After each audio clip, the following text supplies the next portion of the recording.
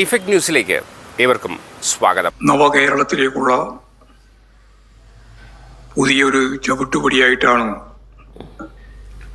ഈ ബഡ്ജറ്റിനെ ലോകം വിലയിരുത്തുന്നത്. കേന്ദ്ര സർക്കാർ സാമ്പത്തികമായി പ്രതിപക്ഷ ഗവൺമെന്റ് എന്ന നിലയിൽ പ്രത്യേകിച്ച് ഒരു ഇടതുപക്ഷ ബദൽ മുന്നോട്ടേക്ക് വെക്കുന്ന ഗവൺമെന്റ് എന്ന നിലയിൽ കേരള ഗവൺമെന്റിനെ വലിയ രീതിയിൽ ശ്വാസം മുട്ടിക്കാൻ ശ്രമിക്കുമ്പോഴും ഈ പ്രതികൂല സാമ്പത്തിക അവസ്ഥയെ അതിജീവിച്ചുകൊണ്ട് കേരളം മുന്നേറും എന്നതിൻ്റെ നിശ്ചയദാർഢ്യം, അതിൻ്റെ സാക്ഷ്യപത്രമാണ് ഈ ബഡ്ജറ്റ്. അതിദാരിദ്ര്യം അവസാനിപ്പിച്ച കേരളം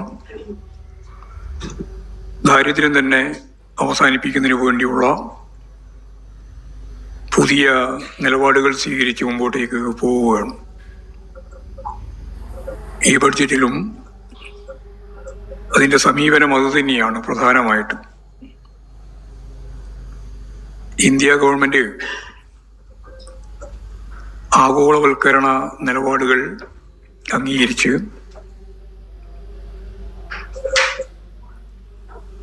കേരളത്തിലെ ഏതാണ്ട് 30% വരുന്ന ജനങ്ങളുടെ ജീവിതം താരതമ്യേന പുറകോട്ട് പോകുന്ന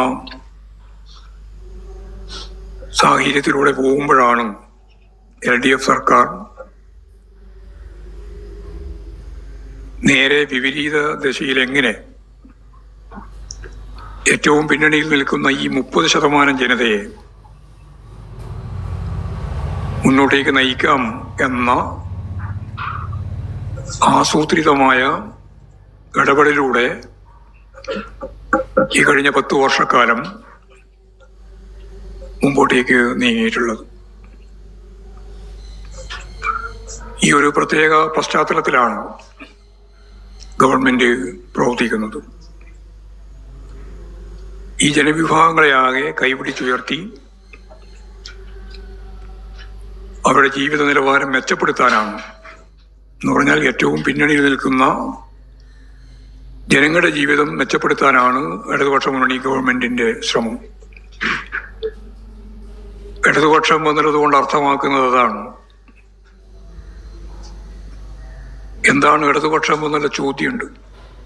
വളരെ ലളിതമായിട്ട് പറഞ്ഞാൽ ഇന്ത്യയിലെ ഭരണവർഗം, അത് പഴയ കോൺഗ്രസും ഇപ്പോഴും കോൺഗ്രസ് ഭരണവർഗം തന്നെയാണ്, അതേപോലെ തന്നെ BJPയും ലോകത്തിലെ ഏറ്റവും വലിയ മുതലാളിമാരായി അദാനിമാരെയും അംബാനിമാരെയും ലോകപ്പെടുത്താനുള്ള കൊണ്ടുപിടിച്ച ശ്രമം നടത്തിക്കൊണ്ടിരിക്കുകയാണ്. അതാണ് ആ വർഗം. അവരുടെ താല്പര്യമാണ് ഇവരുടെ ഏറ്റവും പ്രധാനപ്പെട്ട ഉന്നം. കുത്തക മുതലാളിമാരുടെ താല്പര്യം, ശതകോടീശ്വരന്മാരുടെ താല്പര്യം. എന്നാൽ എന്താണ് ഇടതുപക്ഷം എന്ന ചോദ്യം ചിലർ ചോദിക്കുന്നുണ്ട്. അതിനുള്ള മറുപടി ഞാൻ പറയാ. ഇടതുപക്ഷം ഈ ദിശയിൽ നിന്ന് മാറി സമൂഹത്തിലെ ഏറ്റവും പിന്നണിയിൽ നിൽക്കുന്ന ജനതയുടെ ജീവിതത്തെ മുന്നോട്ടേക്ക് നയിക്കുക എന്നുള്ളതാണ്. അതാണ് അതിദാരിദ്ര്യം അവസാനിപ്പിക്കുന്നതിലൂടെ ചെയ്യാൻ ഉദ്ദേശിക്കുന്നത്. ദാരിദ്ര്യം അവസാനിപ്പിക്കുന്നതിലൂടെ ചെയ്യാൻ ഉദ്ദേശിക്കുന്നത് സാമൂഹ്യ ജീവിതത്തിന് അത്യാവശ്യമായി വരുന്ന പശ്ചാത്തല സൗകര്യം ഉൾപ്പെടെ പാവപ്പെട്ട ജനങ്ങളുടെ ജീവിതത്തെ മെച്ചപ്പെടുത്താനുള്ള സേവന മേഖലയിലുള്ള ഇടപെടൽ ഉൾപ്പെടെ എല്ലാം വർഗ വീക്ഷണത്തോടെ, എന്ന് പറഞ്ഞാൽ ശതകോടീശ്വരന്മാർക്ക് വേണ്ടിയല്ല, പാവപ്പെട്ട ജനങ്ങൾക്ക് വേണ്ടി കാര്യങ്ങൾ കൈകാര്യം ചെയ്യുക എന്നുള്ളതാണ്. പദപ്രയോഗത്തിലൂടെയല്ല ഇടതുപക്ഷം എന്ന് പറയുന്ന അതിൻ്റെ ചരിത്രപരമായ ദൗത്യം നിർവഹിക്കാനാവുക. ഈ വർഗക്കൂറോടുകൂടിയാണ്, ഈ വർഗപരമായ നിലപാടോടുകൂടിയാണ്. കോൺഗ്രസ് ആയാലും BJP ആയാലും അവരുടെ വർഗ നിലപാട് എല്ലാ കാലത്തും സുവ്യക്തമാണ്. ഭൂപ്രഭുത്വവുമായി സന്ധി ചെയ്യുന്ന, ഫിനാൻസ് മൂലധനവുമായി അടിക്കടി ബന്ധപ്പെട്ടുകൊണ്ടുള്ള ഇന്ത്യയിൽ തന്നെ കുത്തക മുതലാളിമാരുടെ വളർച്ചയ്ക്ക് വേണ്ടിയുള്ള ബോധപൂർവമായ പ്രവർത്തനം നടത്തിക്കൊണ്ടിരിക്കുന്ന പാർട്ടിയുടെ നേതാവാണ് ഇവിടെയുള്ള കോൺഗ്രസ് നേതാക്കന്മാർ. അതിൻ്റെ തന്നെ തുടർച്ചയിലാണ് ഒരേ വർഗ നിലപാട് സ്വീകരിക്കുന്നവരാണ് BJP-ക്കാർ. ഇത് മറച്ചു വെച്ചുകൊണ്ട് ഞങ്ങളാണ് ഇടത് എന്നൊക്കെ പറഞ്ഞ് നടക്കുന്ന വായ്ത്താരിക്കൊന്നും യാതൊരു അടിസ്ഥാനവുമില്ല എന്ന കാര്യം ഞാൻ ഇതിൻ്റെ ഭാഗമായിട്ട് തന്നെ പറയുകയാണ്. ക്ഷേമ പെൻഷനുകൾ മുടങ്ങാതെ നൽകുന്നതിനോടൊപ്പം ആശമാർ, അംഗൻവാടി ജീവനക്കാർ, പ്രീ പ്രൈമറി അധ്യാപകർ, സാക്ഷരതാ പ്രേരകുമാർ, സ്കൂൾ പാചക തൊഴിലാളികൾ, ഗിഗ് തൊഴിലാളികൾ, ഓട്ടോറിക്ഷ തൊഴിലാളികൾ, കുടുംബശ്രീ പ്രവർത്തകർ തുടങ്ങി എല്ലാവരോടുമുള്ള കരുതൽ ഈ ബഡ്ജറ്റിൽ കൃത്യമായി ധനകാര്യ വകുപ്പ് മന്ത്രി കണ്ടിരിക്കുകയാണ്. എല്ലാ സാമൂഹ്യ സുരക്ഷാ സംവിധാനങ്ങളും ശക്തിപ്പെടുത്തുന്നതിനു വേണ്ടി അടിസ്ഥാന ജനവിഭാഗങ്ങൾ ഉറപ്പിച്ചു നിർത്തുന്ന നടപടികളായിട്ടാണ് ഞാൻ ഈ പറഞ്ഞ കാര്യം വർഗഭീഷണത്തോടെ ഈ ബഡ്ജറ്റിന്റെ ഭാഗമായിട്ട് അവതരിപ്പിച്ചിട്ടുള്ളത്. വയനാട്ടിലെ മുണ്ടക്കൈ ദുരന്തത്തിൽ, ചുരൽമല ദുരന്തത്തിൽ എല്ലാം നഷ്ടപ്പെട്ടവരുടെ ബാങ്ക് വായ്പ ഹൈക്കോടതി പറഞ്ഞിട്ടും കേന്ദ്ര സർക്കാർ എഴുതി തള്ളിയില്ല.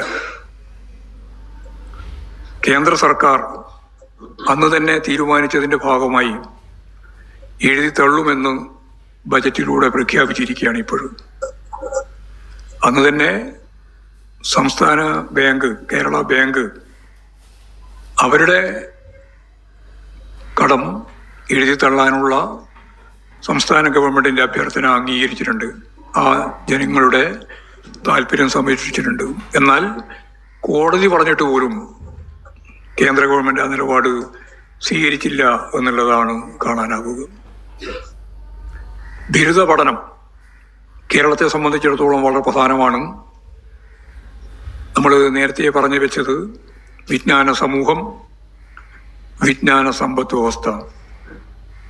വിജ്ഞാന സമൂഹം എന്ന രീതിയിൽ കേരളത്തിന് കൂടുതൽ ദ്രുതഗതിയിൽ മുന്നോട്ടേക്ക് പോകാൻ ഇപ്പോഴ് +2 വരെയാണ് സൗജന്യമായിട്ടുള്ളതെങ്കിൽ ഇനി ബിരുദ പഠനം സൗജന്യമാക്കുക എന്നത്